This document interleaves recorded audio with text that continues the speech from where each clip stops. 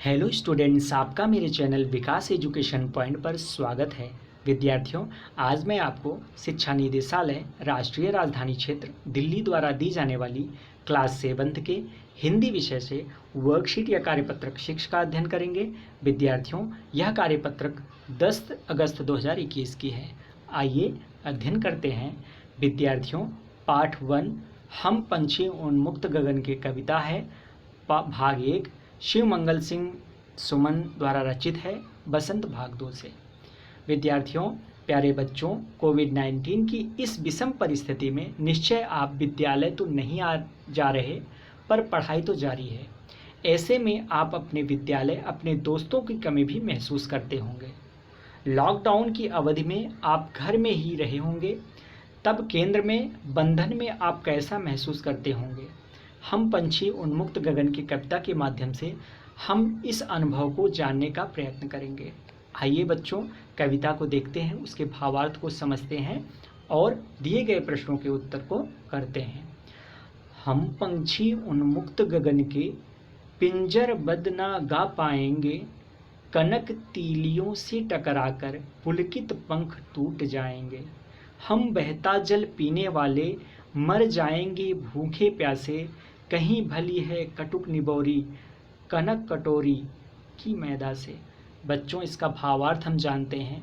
चिड़िया कहती है, हम खुले आसमान के पक्षी हैं, पिंजरे में बंद होकर हम नहीं गा पाएंगे। पिंजरे की इन तीलियों, भले ही वह सोने की ही क्यों ना हो, इनसे टकराकर हमारे पंख टूट जाएंगे।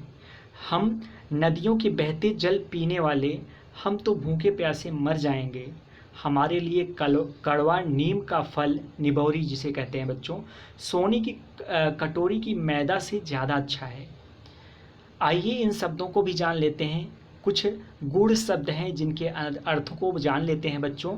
उन्मुक्त का मतलब होता है बंधन मुक्त या खुला हुआ। पिंजरबद्ध का मतलब होता है पिंजरे में बंद। कनक का मतलब सोना होता है। पुलकित का मतलब खुशी व हर्ष से प्रफुल्लित होना। कटुक का अर्थ होता है कड़वा।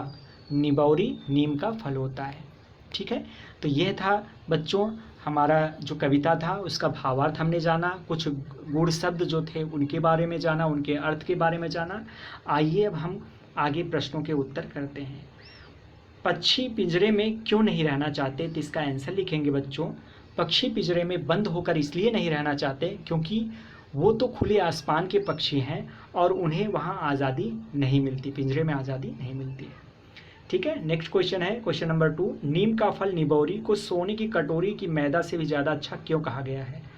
बच्चों, क्योंकि कड़वा नीम का फल निबोरी को सोने की कटोरी की मैदा से ज़्यादा अच्छा इसलिए कहा गया है क्योंकि जेल में रहकर अगर पकवान भी मिले तो बेकार हैं, लेकिन आज़ाद रहकर कितना भी रूखा सूखा मिले वह अच्छा होता है। ठीक है, चलिए आगे देखते हैं क्वेश्चन नंबर 3। आपने बहुत सारे पक्षियों को देखा होगा, उनकी एक सूची बनाइए। किसी एक पक्षी का चित्र बनाकर रंग भरना है। तो बच्चों, विभिन्न पक्षियों के नाम हैं, जैसे कबूतर, तोता, मैना, बुलबुल, मोर, कोयला आदि। कोयल नहीं, कोयल है बच्चों। तो इस प्रकार से आप भी और भी पक्षियों के नाम जो है वो कमेंट करके हमें बताइएगा कि देखते हैं कि आप कितने और पक्षियों के नाम जानते हैं। तो किसी एक पक्षी का चित्र आपको बनाना है। ठीक है, तो आप चित्र बनाएंगे और उसको जो है कलर करिएगा बढ़िया से, जो है अच्छे से, जैसे मैं यहाँ बना रहा हूँ ऐसे जो है किसी भी पक्षी का जो है आप चित्र बनाइएगा और उसका नाम लिखिएगा। ठीक है, उसको कलर कर दीजिएगा। चलिए नेक्स्ट क्वेश्चन है क्वेश्चन नंबर 4। लॉकडाउन में जब आप घर में बंद थे तब आपको कैसा महसूस हुआ था, लिखिए। तो बच्चों, लॉकडाउन के समय जब मैं घर में बंद था तब अपने आप को पक्षी की तरह पिंजरे में कैद महसूस कर रहा था। ठीक है, जैसे पक्षी जो है पिंजरे में कैद होती है, जो जैसा महसूस करती है जेल जैसा, वैसा ही हमने भी अनुभव किया। इस प्रकार से आप लिख सकते हैं। ठीक है, और नेक्स्ट क्वेश्चन है बच्चों क्वेश्चन नंबर 5। आपको क्या लगता है पक्षी की इच्छा क्या है।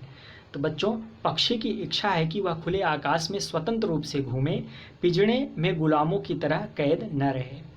यह था आज का हमारा कार्यपत्रक। बच्चों, कोविड-19 जैसे महामारी से सुरक्षित रहने के लिए हमें नियमित रूप से अपने हाथों को साबुन और पानी से धुलना चाहिए। धन्यवाद।